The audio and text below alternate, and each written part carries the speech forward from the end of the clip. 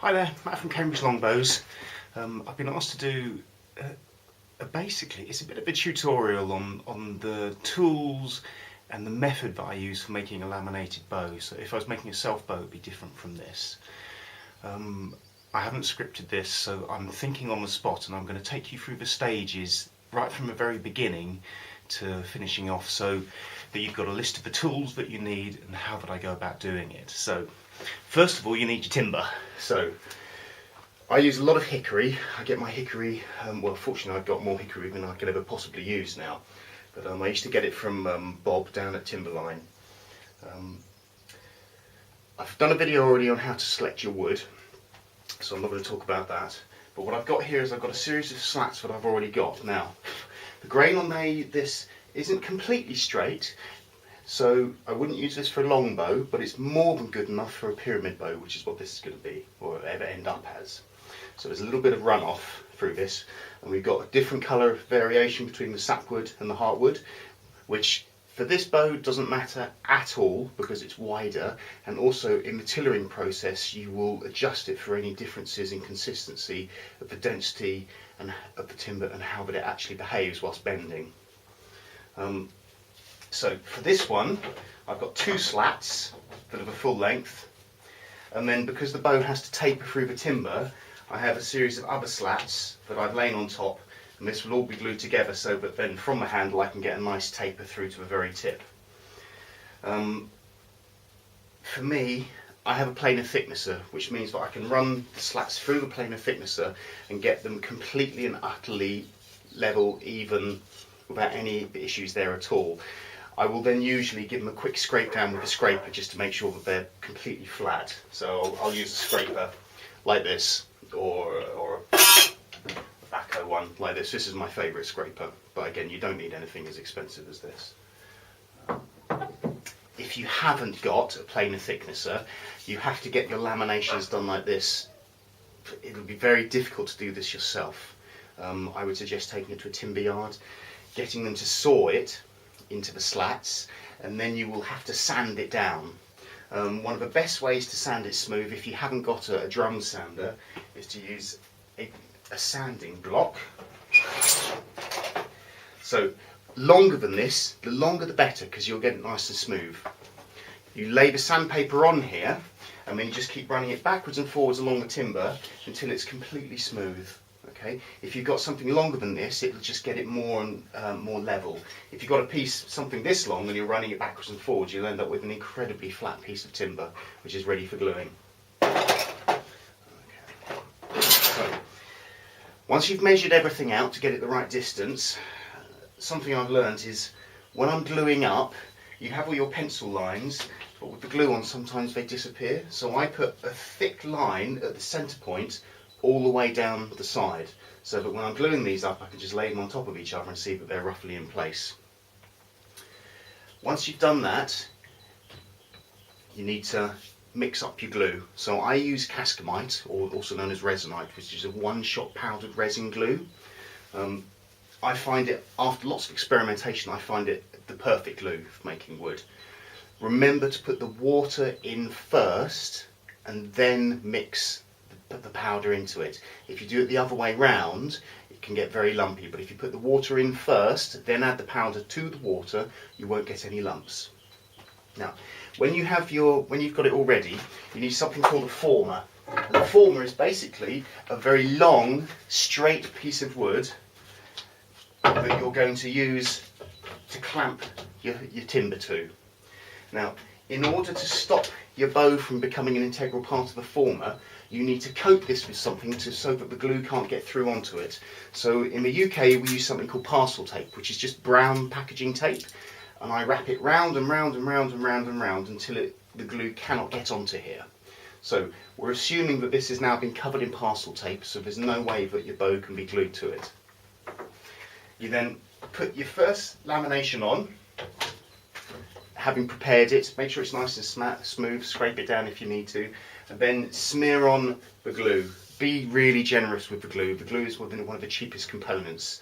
The last thing you want to do is run out halfway through gluing up and having to go up and make up a load more and then come down and carry on. So you glue that one on first. Sorry, you put glue on the top of here. You lay your next lamination on top. I already have these in the sequence that I want them to go in. So what I do is I'll put the first one on, take them off, put them back, glue on, pick them up again, put the next one on, take the next layer off, put the glue on.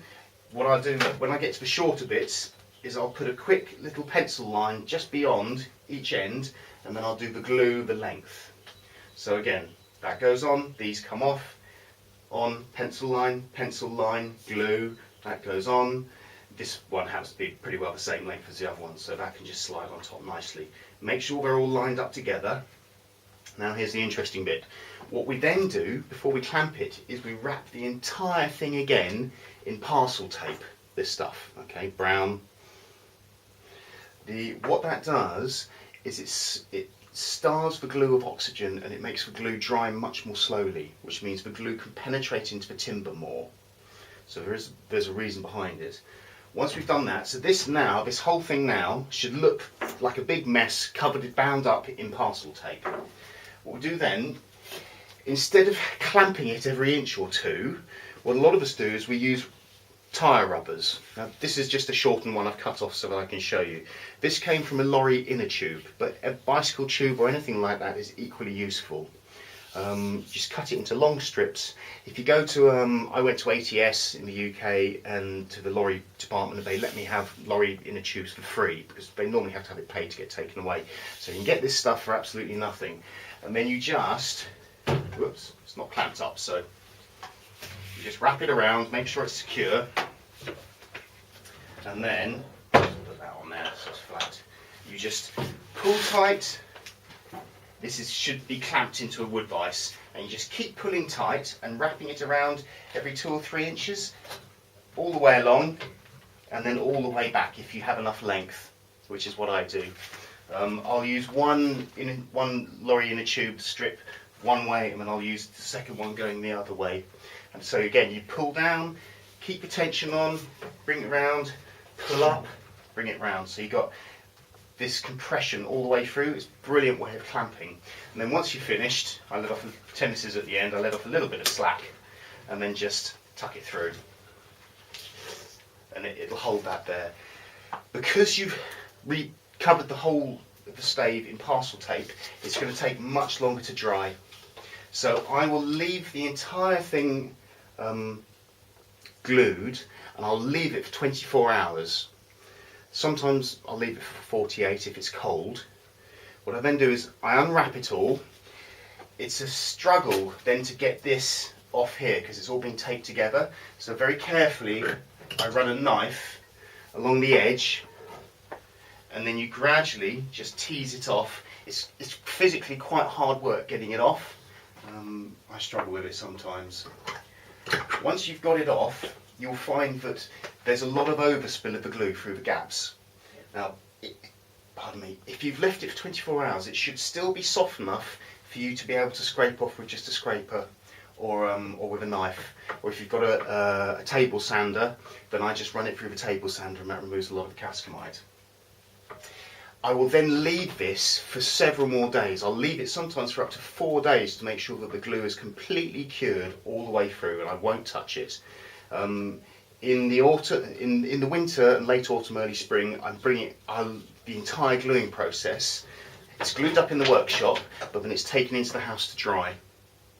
So I'll then bring it, after 24 hours, I'll bring it back down, unwrap it, take it back into the house to dry again.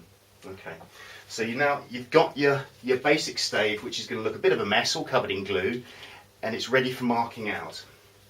So what I do then is, there are loads of different designs for bows. If anyone's interested, I can give you measurements for the pyramid bows that I make, or the flat bows, or long bows, or whatever.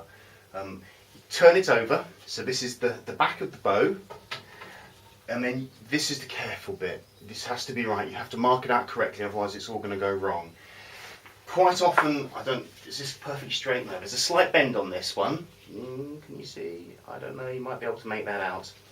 So what I will do is I will mark the exact centre point at either end of the slat, and then I will draw a straight line.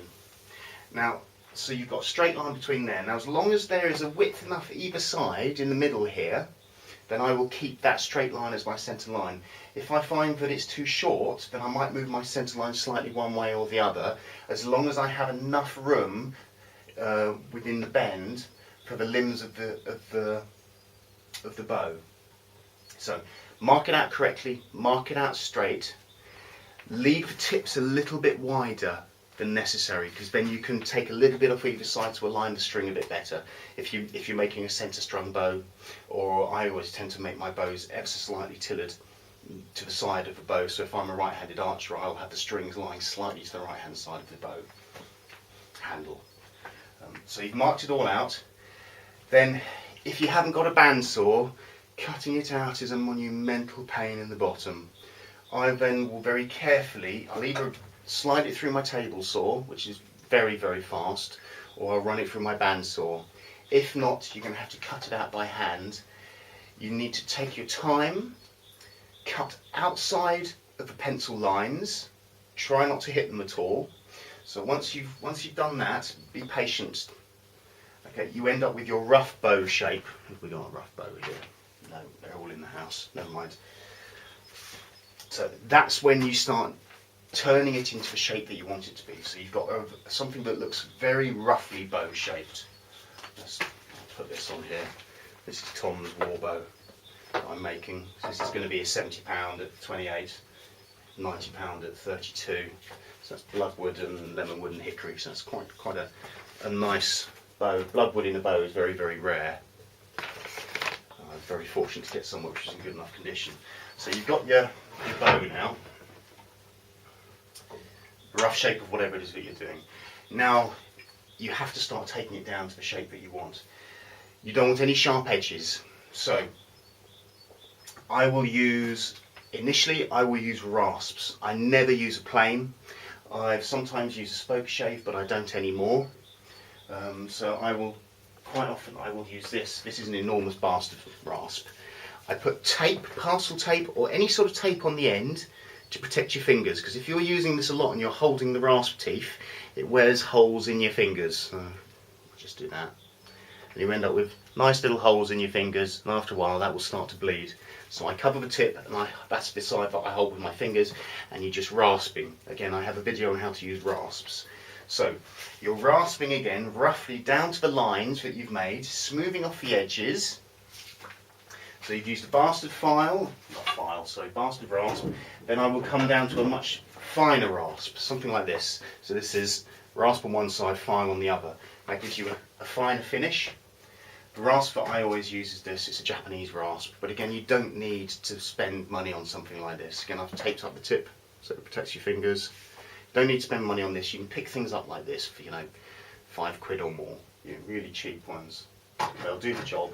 They're not quite as nice to work with. The more money you spend, basically, the nicer it is to work with the tools. So you're roughing the bow down, working it into the dimensions that you need until you have a smooth, contoured bow. You want it to be tapered towards the tips, and then once you've got it going, you can put one end on the floor, hand on the midsection, and just bend it against the floor to see how it's bending, and that gives you a rough idea of the poundage as well. So hand goes onto the middle, bending. I can tell that this bottom limb here is slightly stiffer than the top limb, so if I wanted to at this point, I could fairly aggressively take a bit more timber away from this bottom end to get it to where I want it to be. So now you're ready you've got the bow and you need to get it on the tiller. Some people will put it on a long string. I will, if the bow is very powerful, I'll get it on a long string. But quite often, as long as floor tillering, the limbs are bending and they're bending nicely, I'll get it straight onto a short string. So for that, you're going to have to cut some slots in here. So oops, bang on the goggles. It's all a bit of a mess in here because I've been making furniture. I'm making a new kitchen table and chairs. So what I've done here is I've used files and small needle rasps to cut the nocks in there. This is very powerful. I can't string this one by hand, so I've cut a stringing groove in the top here as well. I'll just see if I can string this. I shouldn't think I'll be able to. Might get it done. No, I can't string that. Never mind. I've got another one here. No, typical bad planning on my behalf. What's this one? Let's see if we get this one straight, actually. Might be able to do this one. Yeah, there we go. Okay, so that's strung. So we're up to this point now. When you're laying it on the level, the string should be going horizontally. Now, it doesn't have to be completely horizontally in comparison to the handle, because there's a bowier's knot on one end which is tight to the bow, and there's a loop on the other end which isn't tight to the bow. So if you wanted it horizontal, you'd have to put a little chock under this end just to bring it up a little bit. But looking at this end isn't bending as much, so you need to take off wood from this end proportionately until the string is more or less horizontal. Once I'm there, I then move on to the tiller. And I'll do another video later on how to make a tillering stick. So basically, what a tiller is it's a piece of wood. Sometimes you have the bow at the top, sometimes you have the bow at the bottom. The tillering stick needs to be mounted either on the wall, like mine is.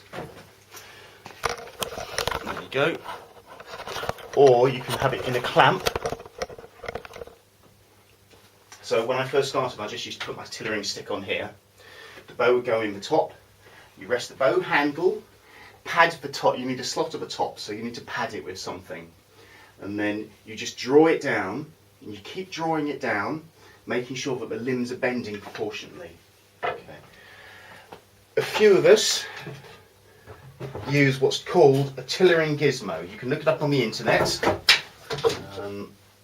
I will show you one. I've made several. But what it is it's a way of making sure that you haven't got any high or low spots within the bow, so that the limbs are bending proportionately.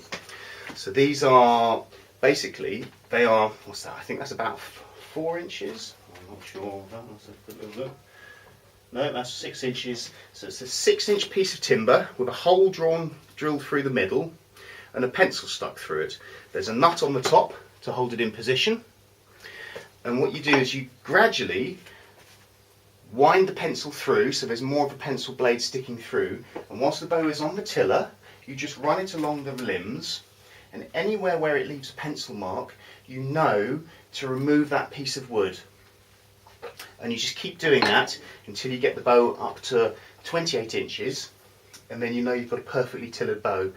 I have lines on my tillering board over there so that I can make sure that the limbs are bending the same length each side. Now, we are, as bowyers, we're always chasing the perfect tiller. It doesn't have to be perfect. I've made some of my early bows are tillered horribly, absolutely horribly, and they shoot beautifully. So you can get away with a badly tillered bow, but the better tillered it is, the more efficient it is, the less likely to break it is. That's very important because you have all of the limb working rather than just one segment. So you have the stress going through the whole limb rather than just a little bit. And it just makes for a better functioning bow. They shoot a little bit, well, they shoot much, much better.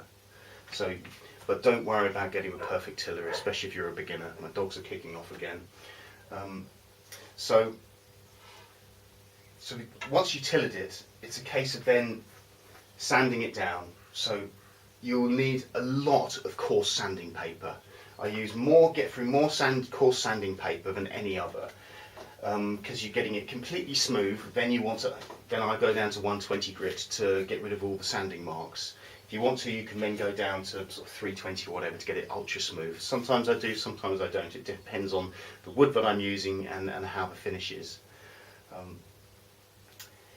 Then you can start putting on horn knocks. I've done a video on horn knocks, so if you're interested. And you need to make a proper string with proper serving. There are loads of videos out there on how to do that. I won't bore you with it. So the tools that you need are, you must have rasps, files, very useful, different grades of file, different grades of rasps. You absolutely have to have a scraper. I found with this bow, this is a pure hickory laminated bow. So I think this is maybe a tri-laminate hickory bow. So this scraping doesn't work with this, so again I'm tillering this with a fine rasp. So where I need to remove my wood, I go on it with a fine rasp. So, and sandpaper, you don't need the power tools for cutting it out, but if you have got them, my goodness, it helps and makes a big old difference. Saws are useful just for cutting off the ends, getting things smooth.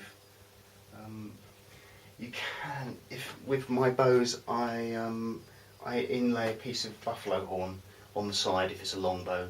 You need chisels for that. I wouldn't recommend doing inlaying if you haven't had any experience with it before. You can just stick a pad of leather on the side. Some people actually wrap wire around to protect their bow from where the arrow passes. Is there anything else? Yeah, don't forget your bicycle inner tubes, very important.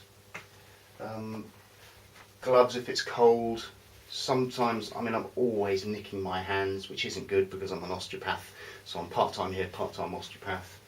You know, my hands are always cut, so I quite often have to sort of bind them up and things when I'm working. Do you need anything else? Needle files, needle rasps. Dremels are also very good for cutting the knot grooves. Pencils, very good. Rulers are absolutely vital. I have one long straight edge that I use, which is 2 meters long, so I can use that for getting a straight edge on the long bows. If you can get hold of a 2 meter rule, wonderful. If you can't, most places you can get hold of a meter rule, which again is absolutely brilliant. Can't do it without this. 6-inch rulers. You need lots and lots of rulers, measuring equipment. And the most important thing is just patience. Don't rush it. My first bow that I made took me, I think, nearly 8 months to make. I did 5 minutes here, 10 minutes there, half an hour here. Take your time. Don't expect to make the perfect bow as your first bow. I think it took me maybe 4 or 5 years to really get to grips with making long bows and flat bows and pyramid bows to a point where I'm completely at ease with it. Just take your time, be patient, expect to break them. You will break, I still break bows, especially when I'm trying a new design. So don't worry if you break them, don't become disheartened, just put it aside, look at where it's broken, try and work out why it broke, and then start the next one. Try not to make the same mistakes. If you've got any questions or queries, contact me. If there's anything that you can add to, please leave a comment in the comment section below. Subscribe would be nice, and yeah, I've got other videos to do coming up fairly soon. I'll do the tillering stick next, because that is incredibly important. If without that you won't be able to make a bow at all. What I'll do is I'll just grab the camera and I'll show you my tillering board. So yeah, I mean, I've got tons of timber in at the moment because I've got all sorts of oak and this beautiful bits of hickory and purple heart because I'm making a new kitchen table. Our dogs are now old enough to have stopped chewing all of our furniture up. So whoops, there goes the thing we glued up earlier, or tended to glue up earlier. So this is the tillering board. You've got all the lines marked out on it so that they're all perfectly horizontal and it's all square to the tillering jig. So I know exactly where the tips are going to be. I've got my marks on the bottom, which tells me where the AMO standard for 28 inches is and the actual 29 inches, because the AMO standard actually starts in front of the bow where the pile of the arrow would be. So there's a slot at the top where the handle sticks. There's some plastic in there, not plastic, rubber in there to protect it, and I have slots every 2 inches at the top and then dropping to every inch underneath. Remember, I know it sounds stupid, but remember to angle them upwards so the string can't come out. Something I never got round to with this is I wanted to smooth these off a little bit more. But it does the job, and it's securely fixed to the wall, so even when I'm making 130-pound war bows, I know it's not going to come flying off the wall. Weighing scales are very, very useful so that you can tell what the draw weight of your bow is at 28 inches. But other than that, you just need to get on and get making them.